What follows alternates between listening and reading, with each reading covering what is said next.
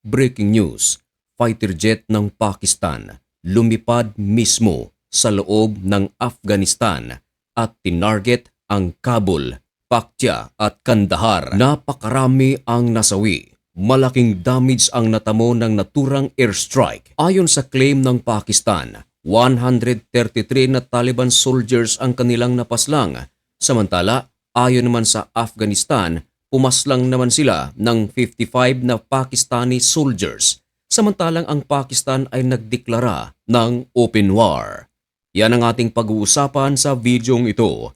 Pero bago ang lahat ay huwag kalimutang mag-subscribe. Samahan mo na rin ng like ang videong ito at i-click ang notification bell. Napakalaki kasing tulong yan para sa aming mga content creators.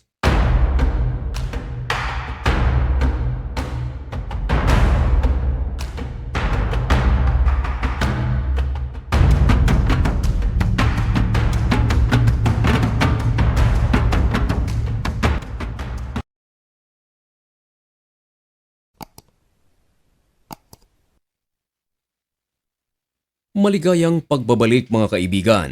Kumusta kayong lahat? Ngayon ay huling araw ng buwan ng Pebrero, February 28, 2026 at nagbabaga at napakabagong balita ang ating ihahatid sa inyo.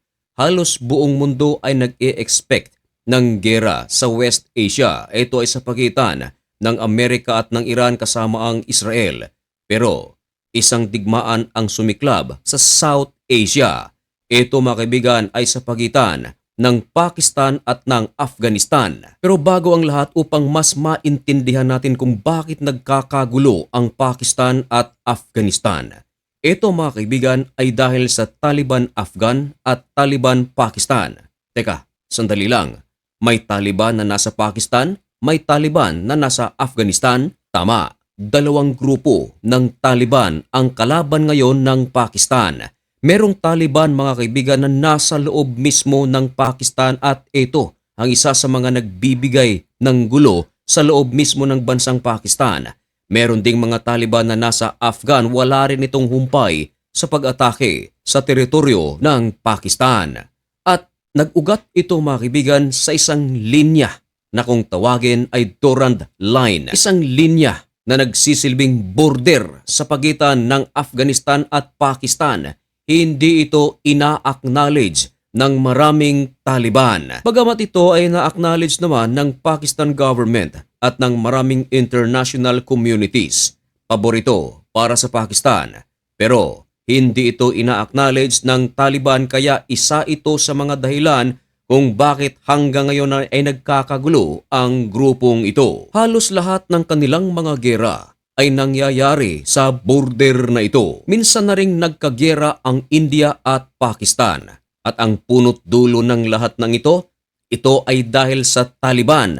Gumawa kasi ng pag-atake ang Taliban sa Kashmir na lugar na pag-aari o kontrolado ng India at napakalapit nito sa dulong bahagi ng Pakistan.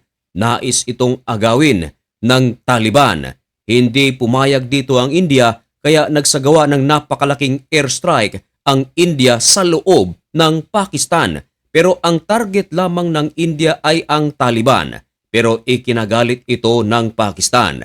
Pero sa tulong ng United States of America, nagkaroon ng ceasefire ang Pakistan at ang India.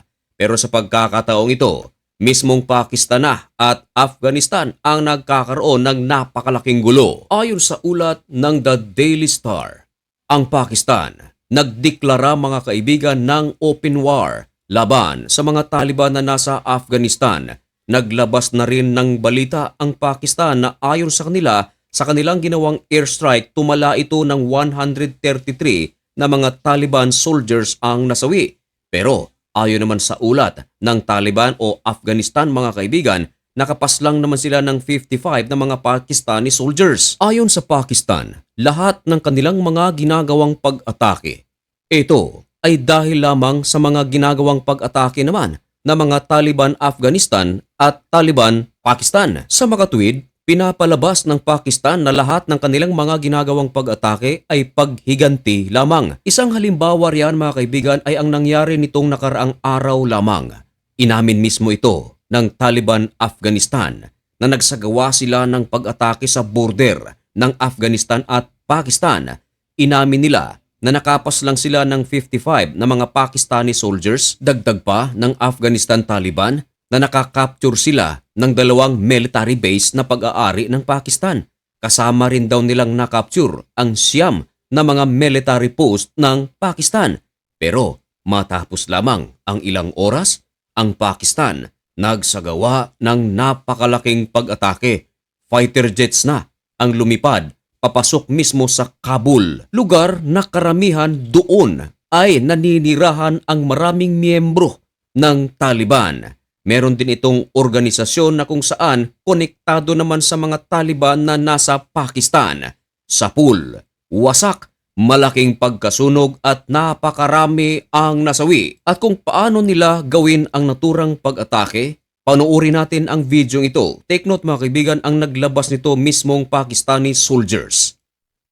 Ayan, makikita sa video ito ang matinding pagsabog. Tinanggalan ko mga kaibigan ng audio.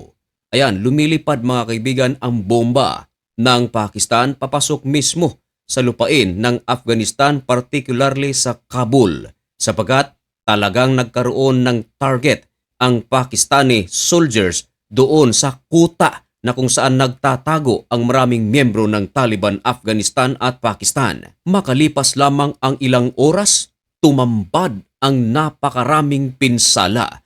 Ang kanilang hospital ay puno ng mga tao na nadamay sa naturang airstrike. Maliwanag ito na isa itong mensahe. Maliwanag din na ang ginawang airstrike ng Pakistan ay isang napakalaking pag-atake. Hindi ito maliit na pag-atake. Marami ang mga nagtatanong na kung sakaling magkaroon na ng tuluyang giyera. Actually, nagkakaroon na mga kaibigan, pero kung tumagal pa ito ng tumagal, marami ang mga nagtatanong kung kakayanin ba ng Afghanistan ang puwersa ng Pakistan. Well, marami ang nagsasabi hindi kakayanin mga kaibigan sapagkat walang fighter jet ang Taliban. Samantalang ang Pakistan ay punong-puno ito ng armas, fighter jets at hindi maikakaila na meron pa nga itong nuclear weapon. At nagsalita na ang presidente ng Amerika na si President Donald Trump. Ayon sa kanya, Pakistan has the right to defend itself. Lumalabas mga kaibigan na si President Donald Trump ay kumakampi sa Pakistan. Nako, mga kaibigan, ano ang inyong masasabi tungkol sa balitang ito? Tila wala ng katahimikan sa iba't ibang panig ng mundo. Nariyan ang rumors of wars, may mga giyera talaga na nangyayari, may gutom sa iba't ibang bahagi ng mundo, may mga trahedya, may mga bagyo, may mga lindol at iba pa. Mga kaibigan, ipaalam ang inyong mga komento at opinyon dyan sa comment section. May God bless you and thank you so much for watching. Goodbye.